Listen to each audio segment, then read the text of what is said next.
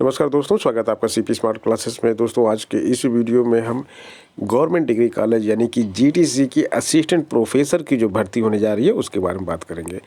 तो दोस्तों, assistant professor के 128 पदों का विज्ञापन उत्तर प्रदेश लोक सेवा आयोग ने निकाला था और उस विज्ञापन में जो चीज़ें लिखी हुई थी, जो शैक्षिक अर्हता लिखी हुई थी, उसके ऊपर एक के दूसरा जो है शुद्धि पत्र उत्तर प्रदेश लोक सेवा आयोग ने जारी किया है। उस पर मैंने वीडियो बनाया था और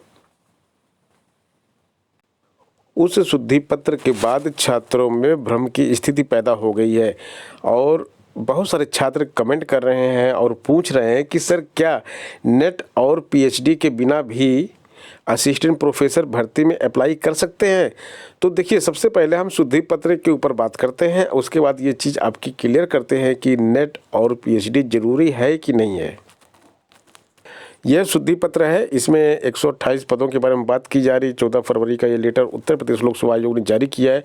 128 पदों का जो विज्ञापन जारी किया गया था उसमें लिखा हुआ था कि जो शैक्षिक अर्हता दी गई थी उसमें उत्तम शैक्षिक अभिलेख मांगा गया था के साथ किसी भारतीय विश्वविद्यालय से संबंधित 55% अंक के साथ स्नातकोत्तर, और स्नातकोत्तर में 55% अंक होने चाहिए और उसके साथ साथ द्वितीय श्रेणी प्राप्तांक स्नातक उपाधि में होनी चाहिए और स्नातकोत्तर में 55% अंक।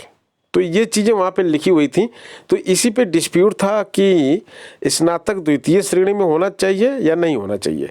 तो इसके लिए जो रिट डाली गई थी उसका निर्णय आया है कि स्नातक उपाधि या उपाधियों में न्यूनतम द्वितीय श्रेणी प्राप्तांक को लागू न होने के कारण विलोपित किया जाता है। इसमें देखिए, बिल्कुल सिंपल और सरल भाषा में समझ लीजिए। अगर आप असिस्टेंट प्रोफेसर बनना चाहते हैं तो असिस्टेंट प्रोफेसर दो तरह से बनते हैं। एक तो राजकीय महाविद्यालयों में assistant professor government degree college में आप बन सकते हैं, इसको जीटीसी की भर्ती बोली जाती है, ठीक है। और दूसरा असिस्टेंट प्रोफेसर आप बन सकते हैं जो प्राइवेट जो ये डिग्री कॉलेज होते हैं उसमें बन सकते हैं आप। तो उसमें कैसे बनते हैं? उसमें चयन बोर्ड उसकी परीक्षा करवाता है और चयन बोर्ड ने वैकेंसी निकाली थी असिस्टेंट प्रोफेसर के 2002 पदों की वैकेंसी थी, जिसका लिखित परीक्षा का रिजल्ट आज ही जारी किया गया है, ठीक है।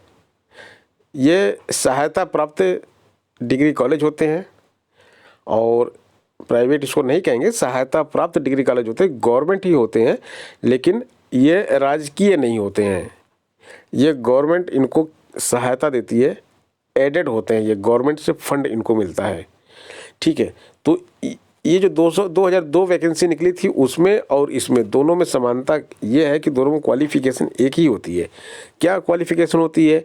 ग्रेजुएशन आपने किया हुआ, ग्रेजुएशन के बाद पोस्ट ग्रेजुएशन आपने किया हुआ होगा, उसके बाद नेट या पीएचडी। नेट अगर आप क्वालिफाइड है या फिर आपने पीएचडी कर रखी है तो आप इसमें अप्लाई कर सकते हैं। असिस्टेंट प्रोफेसर आप कहीं भी बनेंगे तो नेट और पीएचडी आपसे मांगेगा ही मांगेगा। अब इन्होंने क्या किया था, ये राजकीय महाविद्यालयों की वैकेंसी निकाली थी, इन्होंने ग्रेजुएशन में सेकंड डिवीज़न कर दिया था इन्होंने कि सेकंड डिवीज़न होना चाहिए और पोस्ट ग्रेजुएशन में 55% नंबर होने चाहिए, ये इन्होंने कर दिया था। अब केस हो गया तो केस ये हुआ कि भाई सेकंड डिवीज़न की ज़रूरत नहीं है, खाली ग्रेजुएशन जो पास भी हैं वो भी अप्लाई कर सकते हैं। तो कोर्ट ने फैसला सुना दिया कि भाई जो पास हैं वो अप्लाई कर सकते हैं, सेकंड डिवीज़न की ज़रूरत नहीं है। तो बस इतनी सी बात है और इतनी सी बात जो है इस शुद्धि पत्र में लिखा हुआ है। अगर आप थर्ड डिवीज़न है और जिसमें विज्ञापन जारी हुआ था 2020 में, उसमें आपकी 40 वर्ष थी, तो आप आज अप्लाई कर सकते हैं, क्योंकि उस समय आप को गवर्नमेंट के रूल यानी कि जो विज्ञापन में आया हुआ था उसके अनुसार आप अप्लाई उसमें नहीं कर पाए थे।